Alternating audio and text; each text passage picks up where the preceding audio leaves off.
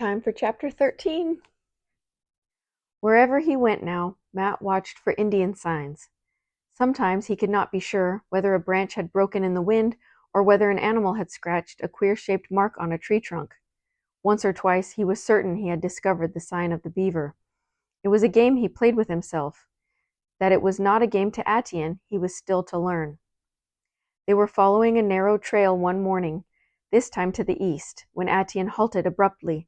"Hst," he warned. Off in the brush, Matt heard a low, rasping breathing and a frantic scratching in the leaves.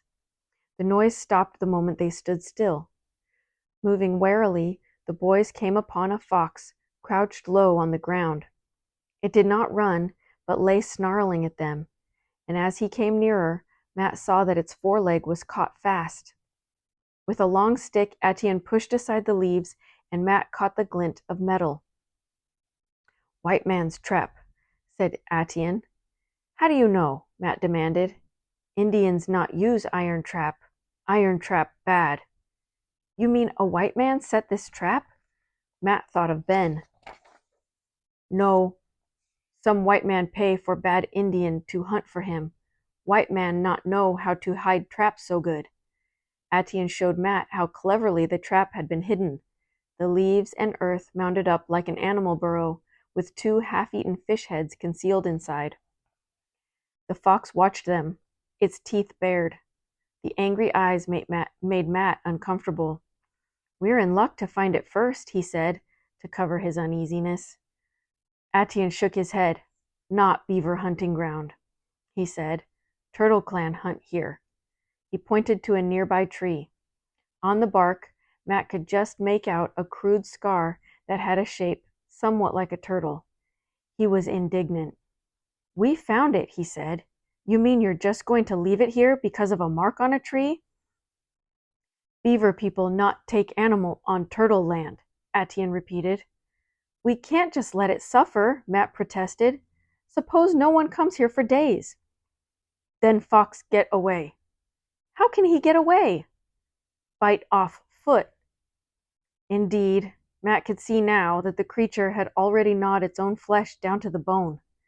"Leg mend soon," Atian added, noting Matt's troubled face. "Fox have 3 leg beside." "I don't like it," Matt insisted. He wondered why he minded so much. He had long ago got used to clubbing the small animals caught in his own snares. There was something about this fox that was different. Those defiant eyes showed no trace of fear. He was struck by the bravery that could inflict such pain on itself to gain freedom. Reluctantly, he followed Atian back to the trail, leaving the miserable animal behind. "It's a cruel way to trap an animal," he muttered. "Worse than our snares." "Eh," Atian agreed. "My grandfather not allow beaver people to buy iron trap. Some Indian hunt like white man now. One time, many moose and beaver. Plenty for all Indians, and for white man too. But white man not hunt to eat, only for skin. Him pay Indian to get skin, so Indian use white man's trap." Matt could not find an answer. Tramping beside Atian, he was confused and angry as well. He couldn't understand the Indian code that left an animal to suffer just because of a mark on a tree, and he was fed up with Atian's scorn for white men. It was ridiculous to think that he and Atian could ever really be friends. Sometimes he wished he could never see Atian again. Even at that same moment, he realized that this was really not true. Even though Atian annoyed him, Matt was constantly goaded to keep trying to win this strange boy's respect. He would lie awake in the night, staring up at the chinks of starlight in the cabin roof, and make up stories in which he himself, not Atian, was the hero.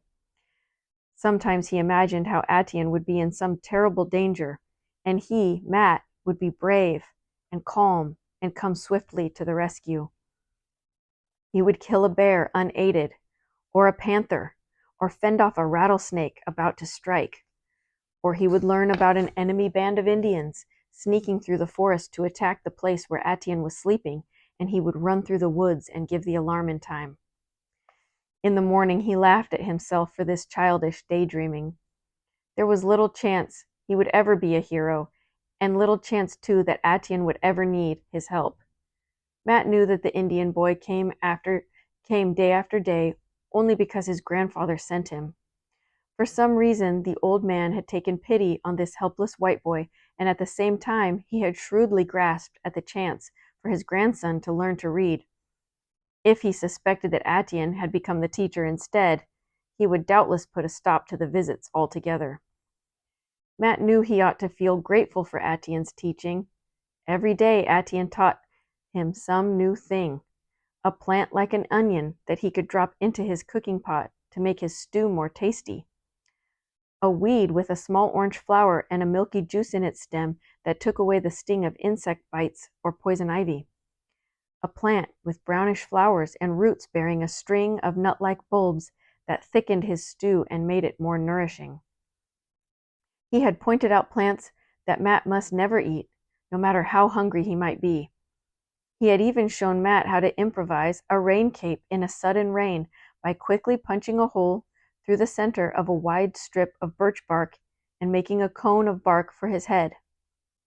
The only thing that Matt could teach him, Atienne was set against learning. For Atienne, the white man's signs on paper were piswat, good for nothing.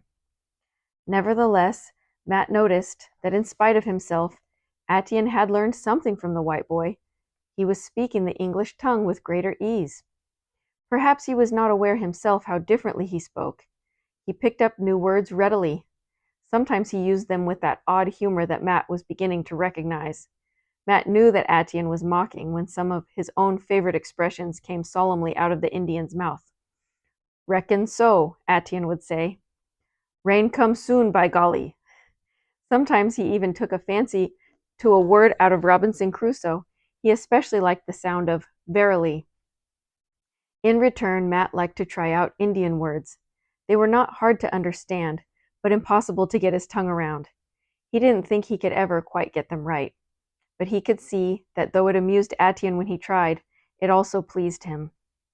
"Chakwa, this morning," Matt might say, "I chased a cog out of the corn patch." He would add that he had wasted an arrow and watched the porcupine waddle off unharmed. Perhaps, after all, those lessons hadn't been entirely wasted.